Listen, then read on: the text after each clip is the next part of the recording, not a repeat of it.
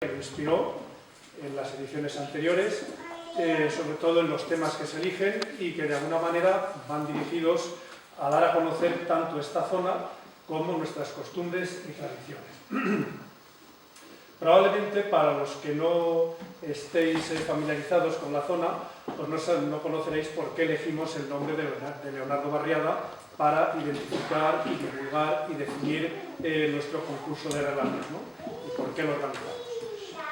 Para los que no conocéis esta historia, merece la pena que sepáis realmente de qué estamos hablando, ¿no? Y como os digo, esta tarde además, como persona más cercana, nos acompaña Conchita, que hará la entrega de los premios, como en ediciones anteriores, ¿no? La historia a veces nos recuerda que nacen hombres nobles que, como Leonardo Barriada, son capaces, o al menos lo intentan de toda voluntad, hacer un cambio en el destino de un pueblo, ¿no? Leonardo Barriada, o el maestro, como creo que lo podemos conocer con mayúsculas, apostó por la cultura y la educación como herramienta de vida y dedicó todo su empeño en hacerla llegar a este recóndito lugar de los picos de Europa a principios del siglo pasado.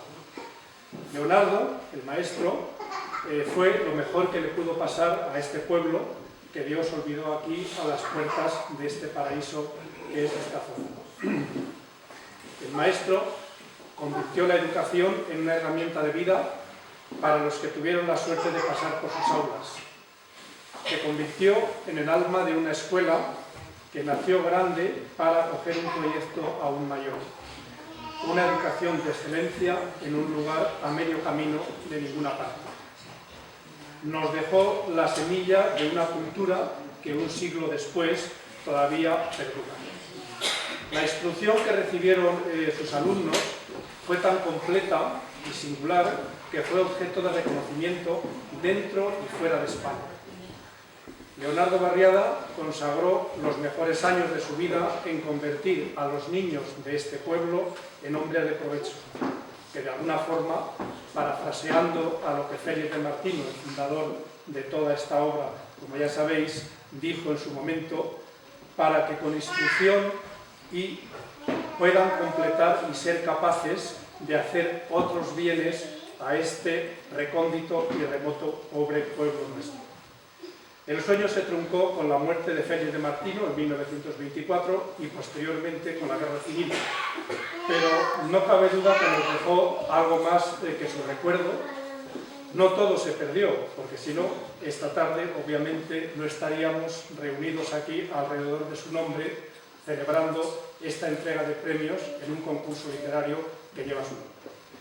Bien, y pasando ya de maestro a maestro, esta tarde, como os he dicho, pues tenemos aquí entre nosotros a Jesús. Jesús es también un maestro, todavía vivo, es un profesor de literatura, un catedrático de literatura, que también ha dedicado su vida a la enseñanza, a la difusión, a la educación, a enseñar que la palabra, su belleza, su creación sirven realmente como instrumento de cultura entre los pueblos y, además de eso, por su propio oficio, es un profundo conocedor de la literatura española de todas las épocas. Y le agradecemos que haya venido hasta aquí para colaborar en este acto y darle un matiz literario más amplio que el puro y reducido a el género de los microrelatos. La verdad es que no hemos tenido muchas dudas sobre qué autor y personaje de la literatura española podíamos elegir para recrearnos con ellos en este acto. Ya que estamos en el cuarto centenario del Quijote, le hemos pedido a Jesús que nos glose brevemente la figura del autor y de su magna obra.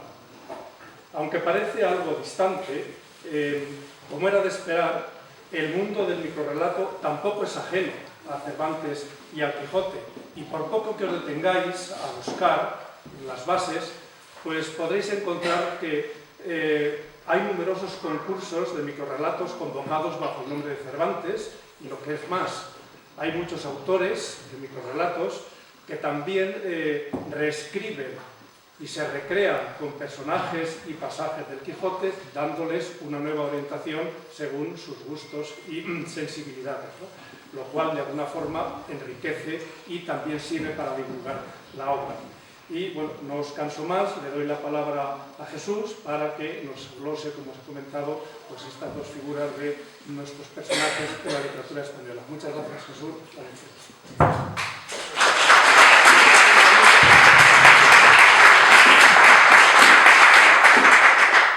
Gracias, buenas tardes, gracias a Félix y a todos ustedes por su presencia y por haberme invitado a este templo del saber que es la escuela. Quiero felicitar a los concursantes y por sus microrelatos. Yo les voy a hablar de un macrorelato que es El Quijote, esta obra importante en la literatura mundial, que es la síntesis de la humanidad y que sigue concitando también la noción de todo el mundo. Decía un autor en un poema, que es un poema de circunstancias, pero que refleja muy bien lo que es el Quijote, y dice: con extraña habilidad, un soldado poco a poco, queriendo pintar a un loco, retrató a la humanidad. Como dijo la verdad, dejó al mundo descontento, y mendigando el sustento murió de hambre el pobrecito por el único delito de tener mucho talento. En obra tan singular que el rival no ha de tener, España aprende a leer y Europa aprende a pensar. De aquel tesoro sin par, Cervantes con rica vena puso tanto en cada escena en una página sola que aun siendo la obra española, España la encuentra buena. Hoy dice el mundo y se engaña, mas no era manco el autor, pues quien hizo tal primor salió manco de campaña. Si por la gloria de España que en el Quijote se encierra, Europa nos arma guerra, decid con desdén profundo, el mejor libro del mundo lo escribió un manco en mi tierra. Esta novela de don Miguel de Cervantes, en principio el término novela es un término derivado del italiano y era una novela breve, una narración breve al estilo de Boccaccio y de Bandello y otros autores italianos. Lo que hace Cervantes también es imitar. Yo fui el primero en novelar este tipo de, dice Cervantes, este tipo de narraciones en sus novelas ejemplares, que aparecerá con posterioridad a la primera parte del Quijote, que aparece en 1605, y las novelas son de 1603.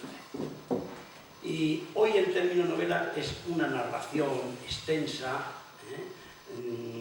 muy extensa, de un hecho imaginativo. Pertenece al género épico, pero en prosa. Aquí no se utiliza el término romance como en Francia, porque aquí ya teníamos otro término, el romance, y es una composición épico-lírica cantable al son de un instrumento y que se repetía tradicionalmente. Y aquí ha quedado el término de novela para esa narración ficticia larga, ¿no? Don Quijote sigue, he dicho, concitando la emoción de todo el mundo, es nuestra Biblia humana, es el libro que más ediciones tiene juntamente con la Biblia, y además es una novela proteica, es una novela que contiene todo tipo de novelas. Se decía Pío Baroja que la novela es el saco en el que cabe todo. Y Cela también decía, el escritor, el Nobel decía que novela es aquello que admite el subtítulo de novela. Pues en el Quijote está el germen de la novela moderna. Toda la novelística del siglo XIX se inspira también en el Quijote. Desde Galdós a Clarín, influye también en los novelistas rusos, en toda la novelística europea. Incluso está la novela, no solamente ya realista, sino la novela también, la novela de lo que se ha llamado la novela fantástica de los escritores del boom hispanoamericano. Aquí hay también pequeñas novelas introducidas dentro de esta obra, como es El curioso impertinente, que algunos dicen que es una impertinencia de Cervantes, Marcela y Crisóstomo, novelas moriscas, porque Cervantes es un hombre de su época. Había nacido en Alcalá de Henares en 1547, era hijo de un cirujano casi equivalente a un barbero en aquella época. Tenía muchos hermanos, eran 8, pero quedaron 4, 3 hermanas que influyeron muchísimo en él y que estuvo muy apegado a ellas, Luisa, Isabel, y las llamaban las Cervantas, en la época en que la corte está en la época de Felipe III en Valladolid. La vida de Cervantes es un ajetreo constante.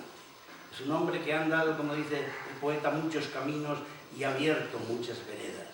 Ya desde pequeño se marcha con un cardenal, el cardenal Acquaviva, a Italia, y luego después va a estar siempre buscando caminos, buscando, como dice el poeta, buscando caminos, no sé si de la tarde o del amanecer, pero siempre buscando caminos.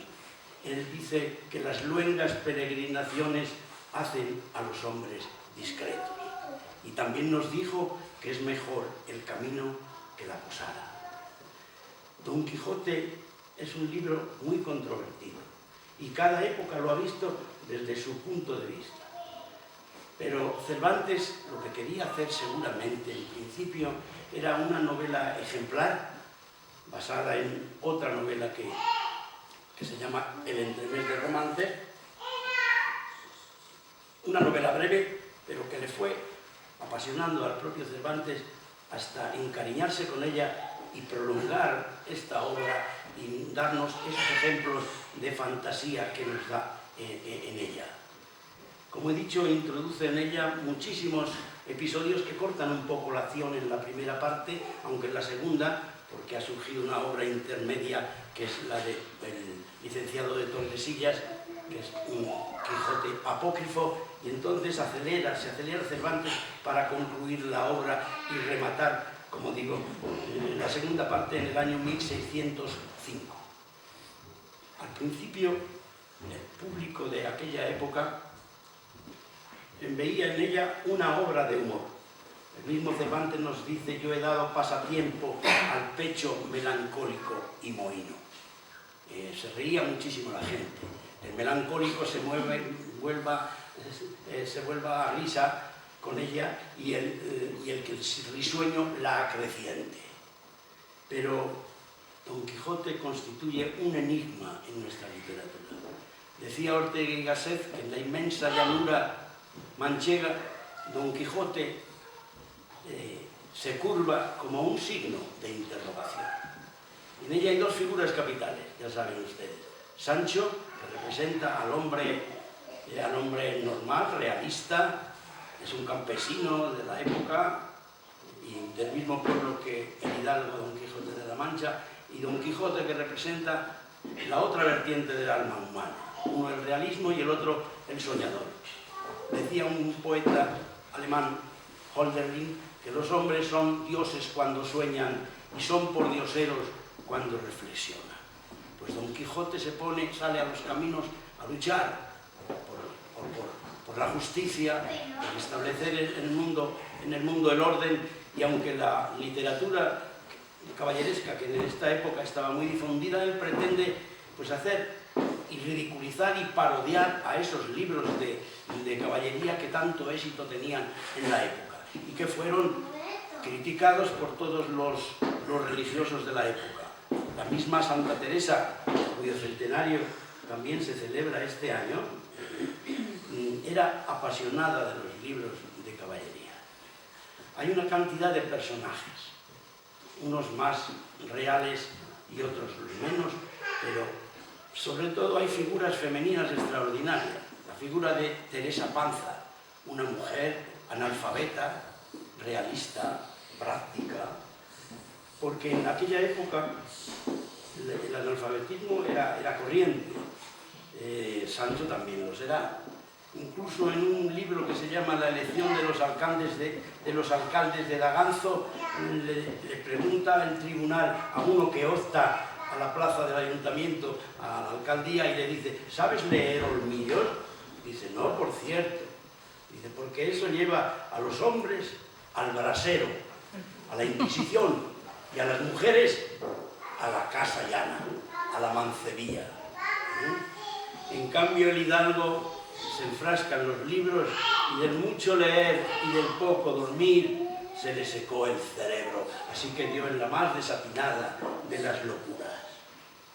Este temperamento de Don Quijote es un temperamento que está basado precisamente en una obra científica de la época.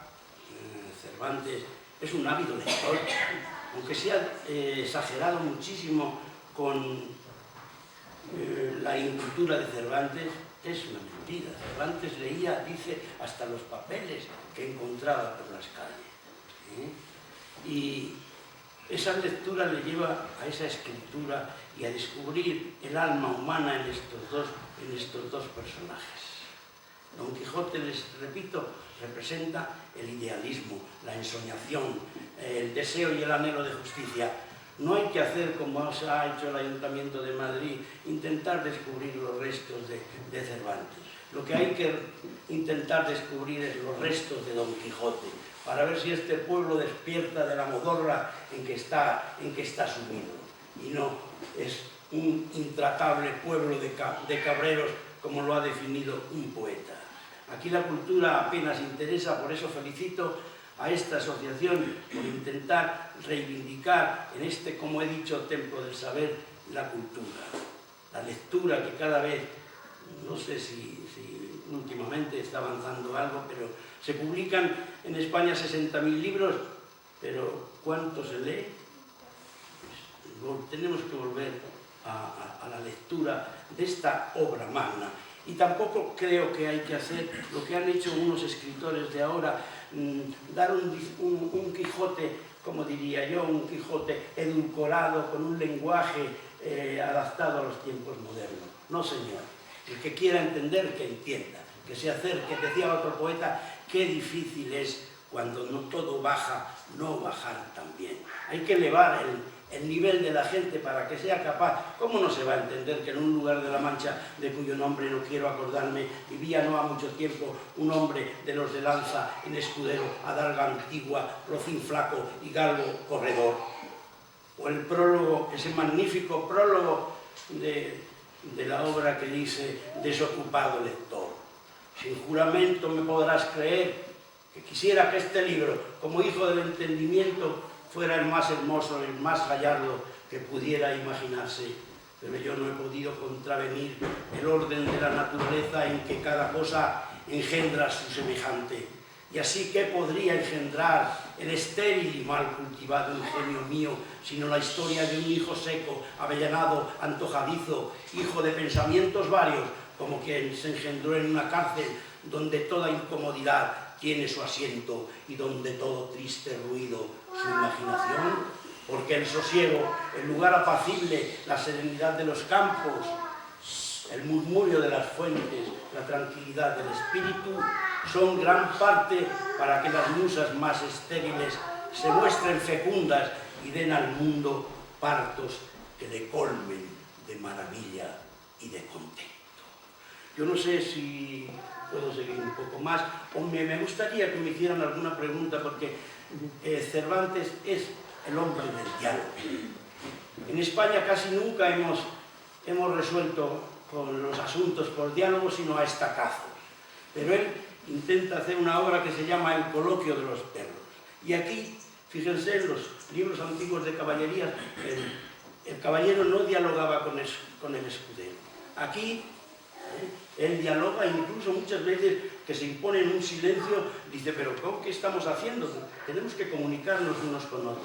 Pues en la época del Renacimiento, en la época de Cervantes, estaba de moda el diálogo, a través de una obra de León Hebreo que se llama Dialoghi d'amore, que fue traducido del italiano por el Inca Garcilaso de la Vega, y Fray Luis de León, en su magna obra en prosa, Los nombres de Cristo, está toda ella en diálogo, los diálogos platónicos. El Renacimiento es la época más importante de la historia. Se pone de moda todo lo antiguo, pero adaptándolo al presente. Otro autor que influye mucho en Cervantes es Erasmo de Rotterdam, ese humanista holandés que tanta influencia tuvo y que generó aquí pues una cantidad de adeptos en toda la península ibérica extraordinaria. Los duques le someten a una serie de burlas y fijen también que le hacen gobernador de aquella ínsula barataria en el que él da ejemplo de honradez, y dice que desnudo nací, desnudo me hallo, ni pierdo ni gano. Ejemplo parecido a los políticos que tenemos hoy. Fíjense cómo entran y cómo salen. Bueno, pues yo no quisiera cansarles demasiado, pero sí que me preguntaran alguna cosa y si puedo respondérsela, para hacer honor al diálogo platónico y al diálogo socrático y al diálogo cervantino. Muy bien, ¿Si hay alguna pregunta? Muchas gracias, Jesús. ¿Tenéis alguna duda, alguna pregunta sobre el tema en cuestión? Está todo claro. Pues mira, sí. Yo, si acaso, no como afirmación, desde luego, pero más bien como pregunta, si no consideras que el mismo Quijote, ¿no?, el libro, se puede leer, es una macronovela, como bien has dicho, sí, pero si no se puede leer con ojos de microrelatos, si son pequeños relatos dentro de una macrorelato, de una macronovela. Pues yo creo que sí, porque la historia de las ovejas, la batalla con las ovejas, la de los molinos de viento, la de los batanes, etcétera, etcétera, no dejan de ser pequeños microrelatos. Perfectamente. Bueno, ¿saben cómo se hace un tapiz? Primeramente, pues con el cañamazo y se van urdiendo los hilos y se va hilvanando una obra de arte. Pues igual ocurre en esta obra. Y además es una obra que tiene de todo, relatos de todo tipo, más o menos cortos. Lo que pasa es que Cervantes es un escritor de su época. La literatura no puede ser sino el reflejo de la época. Y Cervantes vivió en esa época de exultación patria también. Cervantes es un hombre que quiere marcharse a América, como Félix de Martino, y no lo logró. Que quiere marchar a Nápoles con los Argensola y con el duque de Osuna para ver si, cambiando de país, sube un poquito, porque Cervantes, como he dicho, murió de hambre, el pobrecito, por el único delito de tener mucho talento. Pasó muchísimas escaseces en su vida, muchísimas. Incluso su libro se engendra, como él dice, en una cárcel donde toda incomodidad tiene su asiento y todo triste ruido su habitación. Incluso él, recaudador de impuestos como un Judas del siglo XVI, pues también lo meten en la cárcel en Sevilla. Esta obra nos dice, y siempre, una obra grande siempre encuentra en el receptor, en el lector, nuevas visiones y nuevas interpretaciones. Y por eso la obra de Cervantes tiene muchas lecturas. El siglo XVI la vio como una obra de humor, el siglo XVIII como algo más racionalista, en el siglo XIX, en el siglo del romanticismo, la ven como eso, como una obra desmesurada, de un hombre que quiere de verdad implantar en el mundo la justicia. Y fíjense, la literatura que ha generado en 1905, en el centenario de la publicación de la primera parte, apareció una interpretación muy sugerente que les invito a leer, de don Miguel de Unamuno, que también era un personaje quijotesco, y decía, bueno, la tesis en síntesis de Unamuno es que Cervantes no era del todo consciente de lo que hacía, y que el personaje le desborda y que tiene más, como diría yo, más relevancia el propio Quijote que el propio Cervantes. Yo creo que la obra nunca puede ser superior a su creador, porque él, el que la crea, es el hombre consciente, aunque luego después las interpretaciones futuras pues den una nueva dimensión y se lea de otra manera. Este es el perspectivismo que se ha llamado, que da doble luz a tu verso para leído de frente y al seso. Se puede leer y además cada uno puede interpretar la obra a su manera, pero de verdad la obra sigue teniendo vigencia y a mí me sigue entreteniendo y yo la releo constantemente porque me parece la obra cumbre de la literatura, la Biblia humana.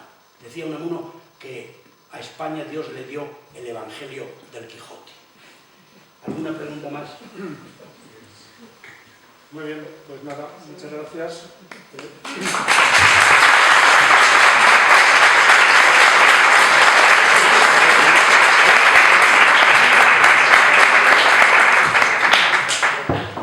Ahora le paso la palabra a Esperanza para que continúe con el desarrollo y gestión del concurso de relatos. Hola, buenas tardes a todos. Yo os voy a contar un poquito cómo se ha desarrollado el concurso, aunque los que ya lo seguís otros años pues ya estáis familiarizados con él. El tema de este año ha sido las criaturas del bosque en su acepción más amplia, o sea, desde los lobos hasta las sanas, pasando por pájaros, ninfas, árboles, todos han tenido cabida. Se han presentado 140 relatos, de los cuales han entrado en concurso 136, los 4 restantes quedaron fuera, 3 de ellos por superar la extensión máxima, que eran 200 palabras, y uno de ellos pues porque mira que era amplio el tema, pero lo miraras por donde lo miraras no tenía cabida en las criaturas del bosque. Entonces no hemos tenido más remedio que eliminarlo. Estamos muy satisfechos con el nivel que hay de textos que nos envían, que cada año parece increíble, pero cada año supera el anterior, y se nos siguen resistiendo los oriundos y descendientes de Soto, que así como el nivel de relatos cada vez va mejor, el nivel de participación de los sajambriegos cada vez es más bajo. Este es el segundo año consecutivo que no tenemos participantes locales, y yo os invito a todos a desmelenaros un poquito y hacer algún intento en próximas ediciones, si es que las hay. Se han recibido relatos de Colombia, de Cuba, de México, de Estados Unidos, de Argentina, de Alemania y luego de diversas regiones de España, entre las cuales tenemos Cataluña, Valencia, País Vasco, Cantabria, Extremadura y no sé si me dejo alguna más. Y el proceso de selección ha sido el mismo que años anteriores. Yo recibía los relatos a través de correo electrónico, a través del correo de la asociación, y lo que hacía era mandárselo a los jurados el texto, y yo me quedaba con los datos personales y le asignaba un número y el título del relato. De tal manera que los jurados no han conocido el nombre de las personas que han elegido hasta el momento en que se lo han comunicado a la asociación. El jurado estaba compuesto por los 2 ganadores de la edición anterior, José Manuel Gómez Vega y Ricardo Casado Chacón, que no están esta tarde aquí, pero que les agradecemos mucho tanto su trabajo desinteresado, que es muy, aunque no os lo creéis, es muy prolijo hacer un análisis de 140 relatos, no se hacen en un ratito, y les agradecemos también el buen criterio que han tenido a la hora de elegir a los finalistas, y entre los cuales están los 2 ganadores que hoy nos acompañan.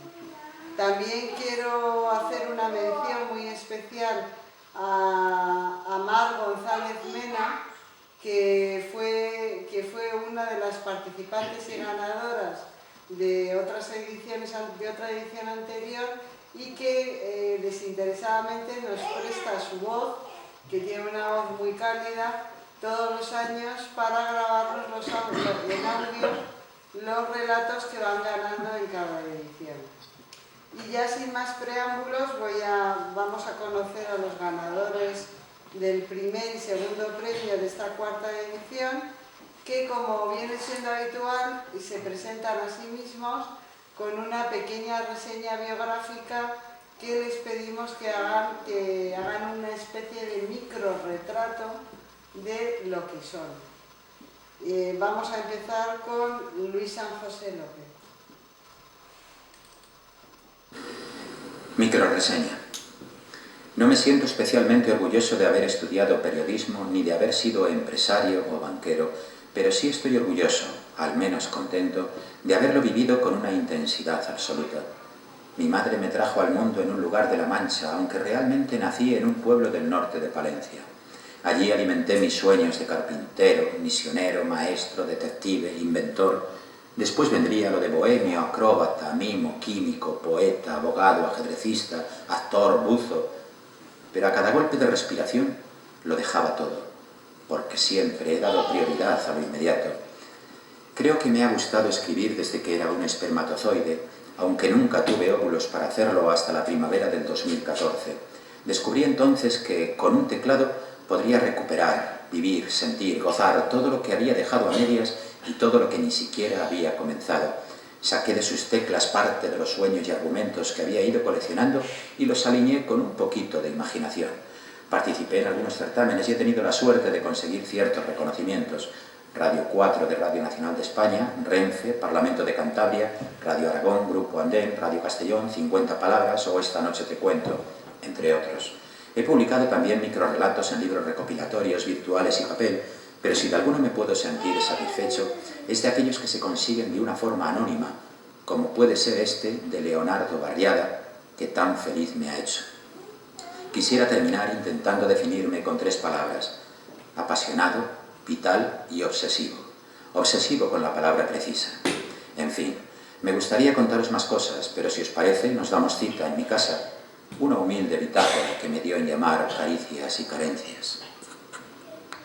Bueno, este es el perfil de Luis San José, que es el que ocupa el segundo puesto en este concurso de relatos.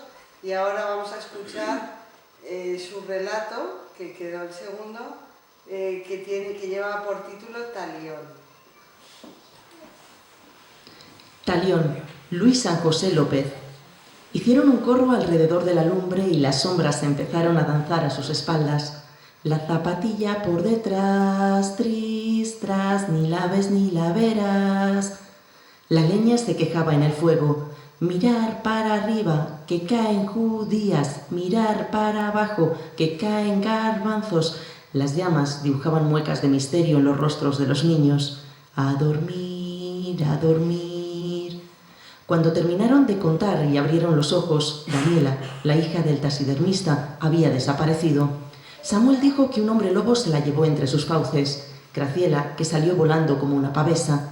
Nino, que vio cómo se la llevaban las sombras. Pero lo cierto es que nadie volvió a saber de ella. Encendieron teas, organizaron cuadrillas y batidas, pero no pudieron encontrar más que una zapatilla roja en el camino que serpentea entre los árboles. Tris, tras, ni la ves ni la verás. La gente del pueblo asegura que algunas noches se ven unos ojos de vidrio refulgir entre las hojas, y mientras el viento enreda su risa entre los árboles, las criaturas del bosque celebran su venganza. Bien, pues este es el merecidísimo segundo premio que se lleva Luis San José. Le va a entregar el premio Conchita Barriada, que es un diploma acreditado.